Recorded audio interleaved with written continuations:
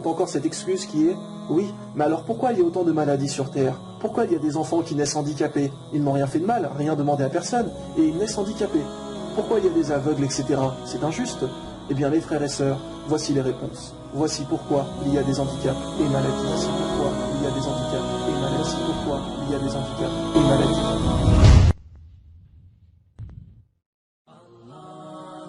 Les gens se posent parfois la question, qu'en est-il des personnes qui ne peuvent pas comprendre l'islam? Par exemple, les gens qui sont fous, qui n'ont pas la raison et qui sont complètement handicapés mentalement.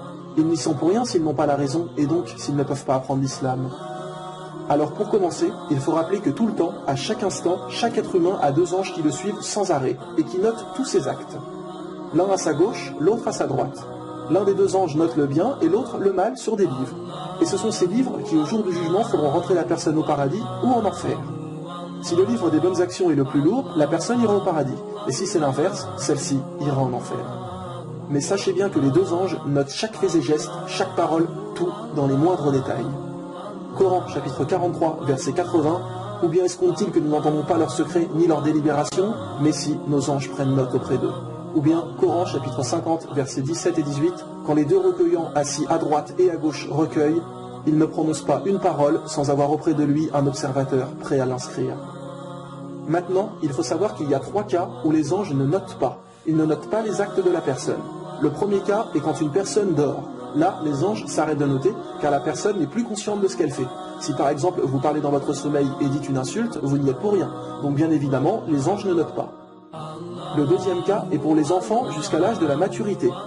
Donc jusqu'à ce qu'un enfant soit pubère, ces actes ne sont pas comptabilisés. Car avant la puberté, un enfant n'a pas toujours bien conscience de ce qu'il fait. Et le dernier cas justement est pour les gens qui n'ont pas la raison. Tous les gens handicapés mentalement qui ne sont pas capables de comprendre les choses, les anges ne notent pas leurs actes tout au long de leur vie. Alors les gens se disent souvent, mais alors s'ils n'ont pas de test sur terre, comment se passera leur jugement? Eh bien sachez que le prophète, sallallahu alayhi wa sallam, a dit que les personnes qui n'ont pas pu comprendre l'islam seront testées dans l'au-delà. Allah leur donnera un test là-haut, et c'est en fonction de ça qu'ils iront au paradis ou en enfer. C'est idem pour les enfants qui pourraient mourir avant la puberté. Toutes les personnes qui ne sont pas testées sur terre seront testées là-haut. Alors les gens pourraient également demander, oui, mais alors pourquoi sont-ils sur terre s'ils ne sont pas testés ici-bas? Pourquoi Dieu les a créés? Eh bien mes frères et sœurs, ils sont là pour nous rappeler justement la chance que nous avons d'être en bonne santé, pour que nous prenions conscience de ce que Allah nous offre constamment. Si tout le monde était en bonne santé constamment, cela semblerait normal et personne ne serait reconnaissant. Il faut de la différence pour pouvoir comprendre la chance que nous avons. Car c'est ce que Allah nous donne qui est le plus beau.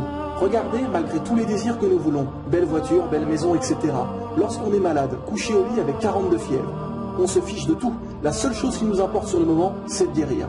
Quand vous êtes à l'hôpital pour vous soigner d'un cancer, il n'y a plus qu'une chose qui vous obsède, c'est de guérir. Et c'est pour cela qu'Allah laisse courir les maladies, etc. Pour que vous soyez un peu reconnaissant des bienfaits qu'il vous accorde.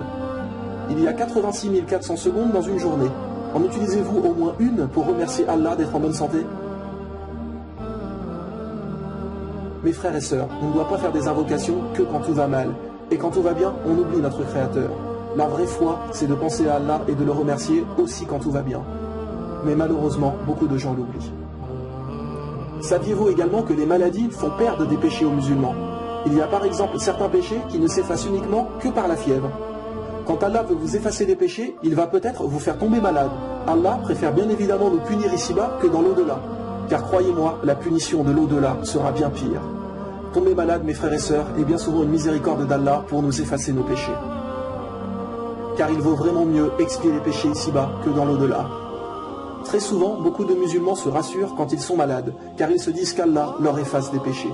Sachez bien que celui qui ne tombe jamais malade et qui ne lui arrive jamais rien de mal a de quoi se poser des questions. Car le prophète sallallahu alayhi wa sallam nous a bien fait comprendre qu'à chaque fois qu'un mal touche un musulman, ne serait-ce que se piquer avec une épine, Allah lui absout des péchés. Sachez que parfois également, Allah veut guider des gens à travers une maladie ou un handicap. Nous connaissons énormément de monde et peut-être que vous qui regardez cette vidéo allez vous reconnaître.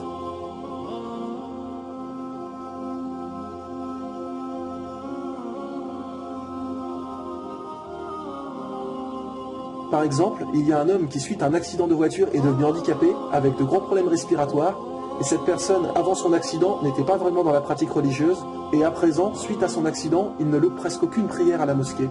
Souvent des gens qui vont frôler la mort vont se rapprocher de la religion.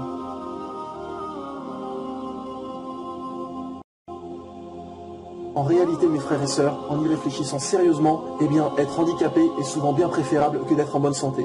Car quand on est handicapé, on ne fait presque aucun péché. On ne peut pas aller en boîte de nuit, pas aller dans des endroits interdits, coucher avec des filles ou des garçons à tout bout de champ. Et ce sont très souvent des gens handicapés qui sont très pratiquants. Réfléchissez-y sérieusement, mes frères et sœurs. On sait en réalité que cette vie n'est qu'un test et est complètement inutile. Tout est provisoire ici-bas. Donc si par exemple je vous disais que vous seriez handicapé, très malade, etc. pour une journée entière, et les 70 ou 80 années qui vous restent à vivre, vous vivriez dans le bonheur, que choisiriez-vous? Tout le monde choisirait bien évidemment d'être malade une journée et d'avoir ensuite 70 années à être comblé. Eh bien c'est exactement pareil ici-bas. Une courte vie sur terre en difficulté et pouvoir avoir le paradis éternel après. Nous ne disons pas du tout qu'il faut être handicapé ou malade. Nous disons simplement que quelque part, parfois, ça peut être une chance, car cela va vous rapprocher de la religion et va peut-être vous faire accéder au meilleur niveau du paradis. Donc, ce n'est pas du tout injuste d'être handicapé, car cela va être une intercession en votre faveur le jour du jugement. Maintenant, bien évidemment, il n'y a rien de mieux que quelqu'un de non handicapé qui est ferme dans sa pratique religieuse, mais c'est bien souvent beaucoup plus difficile. Mais sachez bien une chose, mes frères et sœurs, un malheur qui nous rapproche d'Allah est meilleur qu'un bonheur qui nous le fait oublier. Meilleur qu'un bonheur qui nous le fait oublier. Meilleur qu'un bonheur qui nous le fait oublier.